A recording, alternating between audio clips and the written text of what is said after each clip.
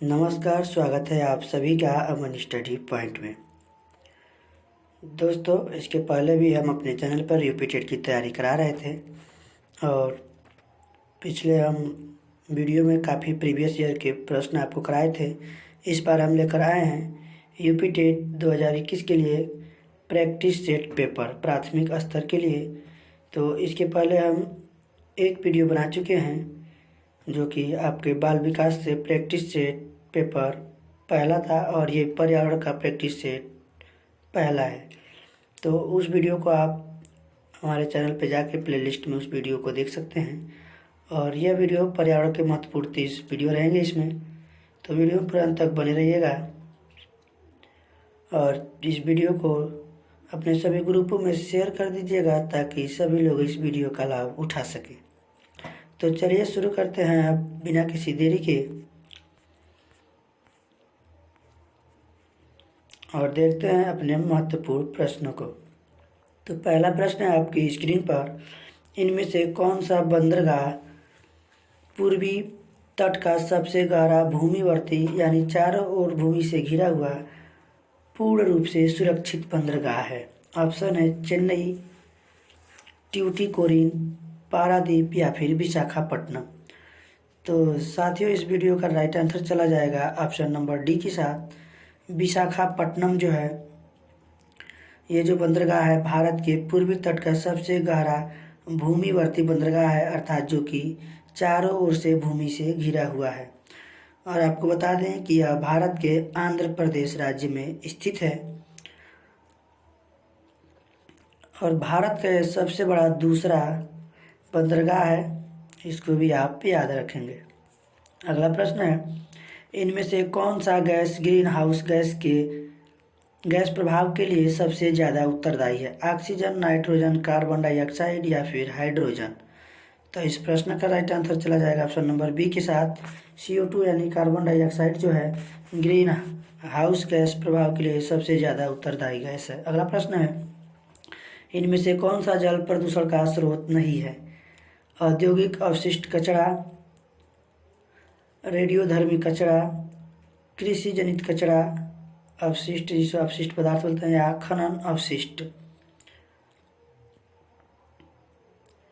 तो इस प्रश्न का राइट आंसर चला जाएगा ऑप्शन नंबर डी के साथ।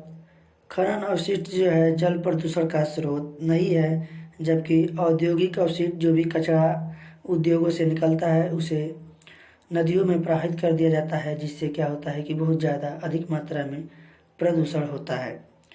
रेडियोधर्मी कचरा जो है इससे भी काफ़ी अधिक मात्रा में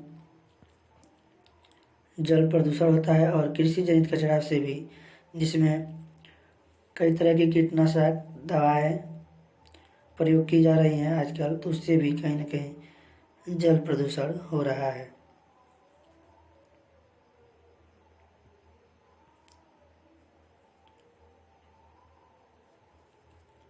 अगला प्रश्न है, भारत में बाढ़ संबंधित चेतावनी जारी करता है केंद्रीय जल आयोग, सिंचाई एवं बाढ़ नियंत्रण विभाग, जल संसाधन विभाग या उपरोक्त सभी। तो इस प्रश्न का राइट आंसर चला जाएगा ऑप्शन नंबर बी के साथ। सिंचाई एवं बाढ़ नियंत्रण विभाग जो है बाढ़ संबंधित चेतावनी को जारी करता है। अगला प्रश्न है, ग्राम पंचायतों का कार्य है। ऑप्शन है जल संसाधनों का रख रखाव, स्कूलों का निर्माण, BPL लाभार्थियों की सूची तैयार करना, और ऑप्शन नंबर डी है उपरोक्त सभी। तो इस प्रश्न का राइट आंसर चला जाएगा ऑप्शन नंबर 4 के साथ। ग्राम पंचायतों का कार्य जल संसाधनों का रख रखाव, स्कूलों का निर्माण, BPL लाभार्थियों की सूची तैयार करना भी, यानी ये सभी कार्य जो है ग्राम पंचायतों के अंतर्गत आते हैं। अगला प्रश्न है, और इसमें आप यहाँ तक भी याद रखेंगे, कुछ चीज़ें इसमें आप इंक्लूड कर लेंगे।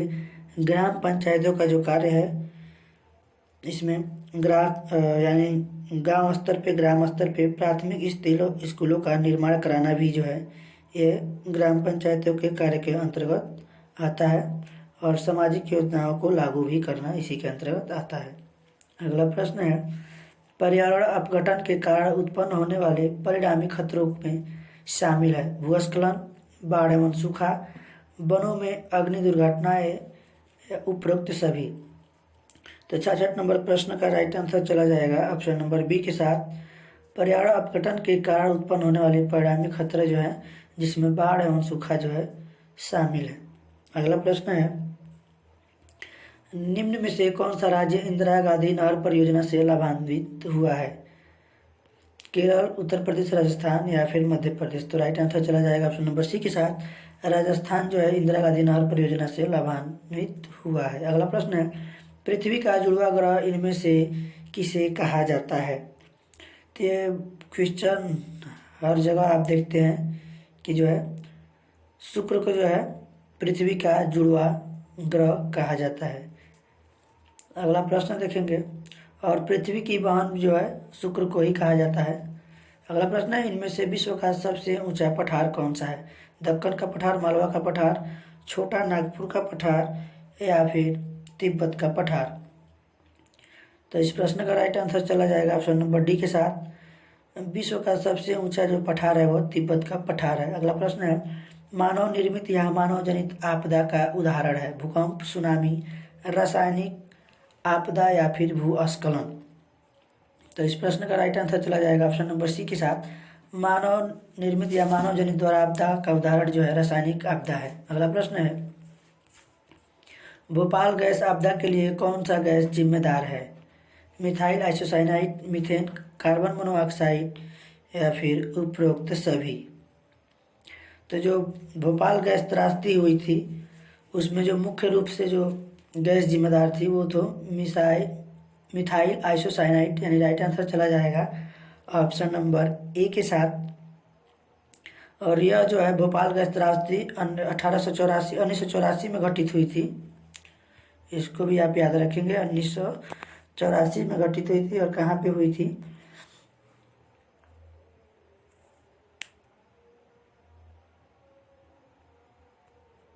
ये भोपाल में ही हुई थी और इसमें लगभग हजारों लोगों की जानें चली गई थी, लगभग 1000 लोग इसमें मर गए थे इस आपदा में। अगला प्रश्न देखेंगे,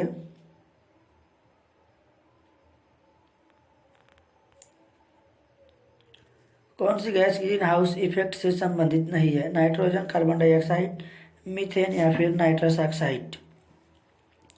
तो इस प्रश्न का राइट आंसर चला जाएगा ऑप्शन नंबर ए के साथ, नाइट्रोजन गैस जो है ग्रीन हाउस इफेक्ट से संबंधित नहीं है।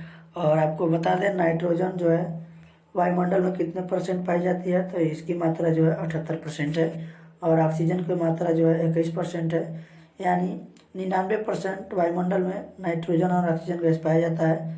और कार्बन डाइऑक्साइड की जो मात्रा होती है 0.03% होती है, इसको भी आप याद रखेंगे। अगला प्रश्न है, समुद्री प्रदूषण के कारण नष्ट हो रहे हैं भूमध्य रेखीय वन, पतझड़ वन, कोड़धारी वन या फिर मैंग्रोव वन। तो समुद्री प्रदूषण के कारण जो है मैंग्रोव वन जो है नष्ट हो रहे हैं, तो राइट आंसर चला जाएगा ऑप्शन नंबर डी के साथ। अगला प्रश्न है, जल प्रदूषण अथवा जल जनित रोगों का एक उदाहरण निम्न में से कौन सा है? डिप्थीरिया, टॉन्सिलाइटिस, अतिसार, खसरा। तो यहाँ पे जल प्रदूषण अथवा जल जनित रोगों का एक उदाहरण कौन सा है? तो राइट आंसर चला जाएगा ऑप्शन नंबर सी के साथ, जल जनित, यानी दूषित जल पीने से जो है अतिसार नामक रोग होता है। अगला प्रश्न है, पर्यावरण शिक्षा का उद्देश्य है पर्यावरण की सुरक्षा तथा संरक्षण, पर्यावरण के संसाधनों का अधिकतम उपयोग, पर्यावरण के संसाधनों का न्यूनतम उपयोग, इनमें से कोई नहीं। तो इस प्रश्न का राइट आंसर चला जाएगा ऑप्शन नंबर ए के साथ, पर्यावरण शिक्षा का जो उद्देश्य है पर्यावरण की सुरक्षा तथा संरक्षण, यानी प्राकृतिक संसाधनों का दुरुपयोग न किया जाए और उसका संरक्षण किया जाए। अगला प्रश्न है, पर्यावरण जागरूकता को बढ़ावा देने के उद्देश्य से निम्न में से कौन सी प्रतियोगिता का आयोजन किया जाता है? ऑप्शन है ग्रीन ओलंपियाड, वन महोत्सव, पर्यावरण संबंधी प्रदर्शनी या पर्यावरण दिवस समारोह। और इस प्रश्न का राइट आंसर चला जाएगा ऑप्शन नंबर ए के साथ, पर्यावरण जागरूकता को बढ़ावा देने के उद्देश्य से ग्रीन ओलंपियाड प्रतियोगिता का आयोजन किया जाता है। अगला प्रश्न है, निम्नलिखित में कौन से दिवस को पर्यावरण दिवस मनाया जाता है, या निम्नलिखित में से कौन से दिवस को कौन से दिन को मनाया जाता है। तो इतना काफ़ी आसान प्रश्न कि कोई भी बता सकता है। राइट आंसर चला जाएगा ऑप्शन नंबर बी के साथ। 5 जून को जो है पर्यावरण दिवस मनाया जाता है। और एक चीज़ और आप याद रखेंगे, 22 मार्च को जल दिवस मनाया जाता है, और 22 अप्रैल को आपका पृथ्वी दिवस, और 22 मई को जैव विविधता दिवस। ये तीनों चीज़ें आप याद रखेंगे। अगला प्रश्न है,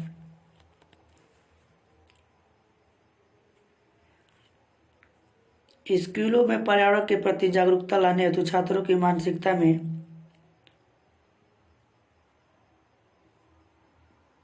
बदलाव लाने में कौन सी रणनीति कारगर सिद्ध होगी। खेल प्रतियोगिताओं का आयोजन, पाठ्यक्रम में बदलाव तथा गैर शैक्षिक तथा रचनात्मक क्रियाकलापों को शामिल करके, परीक्षा के माध्यम से, या फिर इनमें से कोई नहीं। तो पर्यावरण के प्रति जागरूकता लाने हेतु छात्रों की मानसिकता में बदलाव लाने के लिए कौन सी रणनीति कारगर सिद्ध होगी। तो 78 नंबर में ऑप्शन राइट चला जाएगा ऑप्शन नंबर बी के साथ, क्योंकि खेल प्रतियोगिता से पर्यावरण के प्रति जागरूकता नहीं हो पाएगी, परीक्षा के माध्यम से भी नहीं होगी, यानी पाठ्यक्रम में बदलाव तथा गैर शैक्षिक तथा रचनात्मक क्रियाकलापों को शामिल करके, यानी क्रियाकलाप करके। अगला प्रश्न है, भारतीय संविधान द्वारा उपलब्ध किए गए मूलभूत अधिकारों का मुख्य उद्देश्य क्या है। बच्चों का सर्वांगीण विकास, पुरुषों का सर्वांगीण विकास, महिला सशक्तिकरण, या फिर नागरिकों के व्यक्तित्व का सर्वांगीण विकास। तो इस प्रश्न का राइट आंसर चला जाएगा ऑप्शन नंबर डी के साथ, नागरिकों के व्यक्तित्व का सर्वांगीण विकास।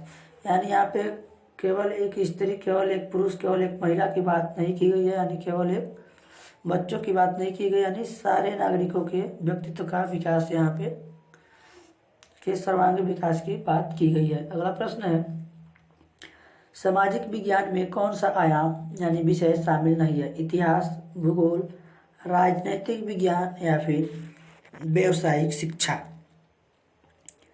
तो इस प्रश्न का राइट आंसर चला जाएगा ऑप्शन नंबर डी के साथ। इतिहास भी आपका सामाजिक विज्ञान में आता है, भूगोल भी आता है, राजनीतिक विज्ञान भी आता है, जबकि व्यवसायिक शिक्षा नहीं आता है। तो राइट आंसर चला जाएगा ऑप्शन नंबर डी के साथ, व्यवसायिक शिक्षा को सामाजिक विज्ञान के अंतर्गत शामिल नहीं किया गया है। अगला प्रश्न है, अंकों के आधार पर किस पाठ्यक्रम विषय वस्तु की परीक्षा नहीं की जा सकती है। स्वास्थ्य, योगा, संगीत, या फिर उपयुक्त सभी।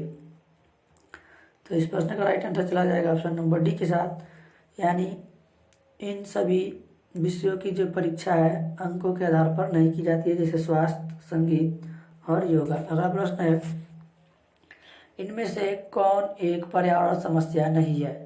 जल का विनाश यानी दुरुपयोग, जल का संरक्षण, वनों की कटाई, भूमि अपरदन। तो आप सभी जानते हैं कि ये पूछा गया है कि कौन सा नहीं है। तो भूमि अपरदन जो है पर्यावरण की समस्या है, यानी भूमि के कटाव, क्षरण, अपरदन। वनों की कटाई भी एक पर्यावरण समस्या है। जल का विनाश यानी दुरुपयोग, अधिक माध्यम मतलब आवश्यकता से अधिक जल का उपयोग।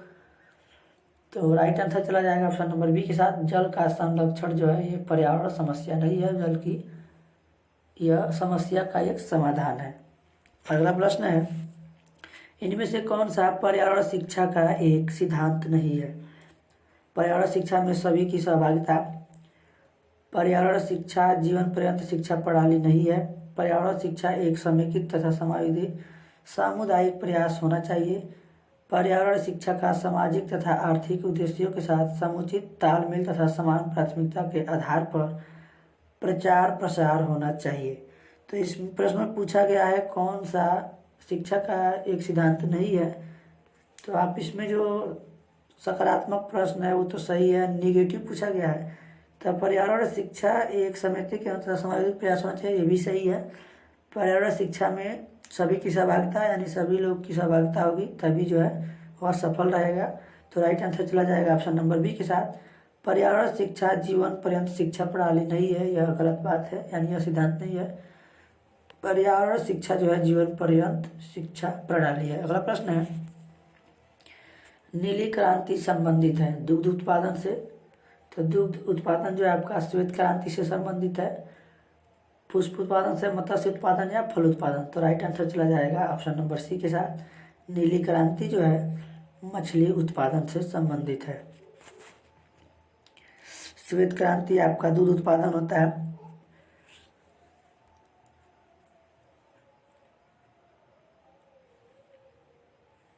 अगला प्रश्न देखेंगे, इनमें से कौन सा मानव पर्यावरण का एक घटक नहीं है? भूमि, धर्म, समुदाय या फिर परिवार। इनमें से कौन सा मानव पर्यावरण का एक घटक नहीं है? ऑप्शन है भूमि, धर्म, समुदाय, परिवार।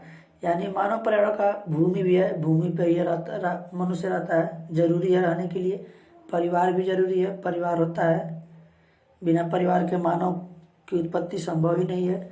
और समुदाय, और कई परिवार ज़्यादा लोग, यानी मनुष्य ही, मानव ही तो एक समुदाय का निर्माण करता है। तो ये सभी चीज़ें घटक है, जबकि धर्म नहीं है। तो राइट आंसर चला जाएगा ऑप्शन नंबर बी के साथ। अगला प्रश्न देखेंगे, पिघले हुए मैग्मा से निर्मित चट्टान है, आग्नेय, अवसादी, रूपांतरित या फिर इनमें से कोई नहीं। तो इस प्रश्न का राइट आंसर चला जाएगा ऑप्शन नंबर ए के साथ। पिघले हुए मैग्मा से जो निर्मित चट्टान है वह आग्नेय शैल होता है, शैल यानी चट्टानें। अगला प्रश्न है, इनमें से कौन सी गैस हमें सूरज की घातक कीड़ों यानी पराबैंगनी कीड़ों से रक्षा करती है? कार्बन डाइऑक्साइड, नाइट्रोजन, ओजोन या ऑक्सीजन। तो ओजोन परत आपने पढ़ा होगा जो समताप में पाई जाती है। यह जो है सूर्य की घातक कीड़ों यानी पराबैंगनी कीड़ों को हमारे त्वचा पर आने से रोकती है, जिससे कि त्वचा कैंसर होता है। यानी ओजोन परत जो है इससे रक्षा करती है। तो राइट आंसर चला जाएगा ऑप्शन नंबर सी के साथ। जल वाष्प वायुमंडल में अवक्षेपित यानी संघनित होकर द्रव के रूप में पृथ्वी पर गिरती है, तो उसे कहते हैं, क्या कहते हैं? तो उसे हम जो बाबू कहते हैं वर्षा हो जाएगा।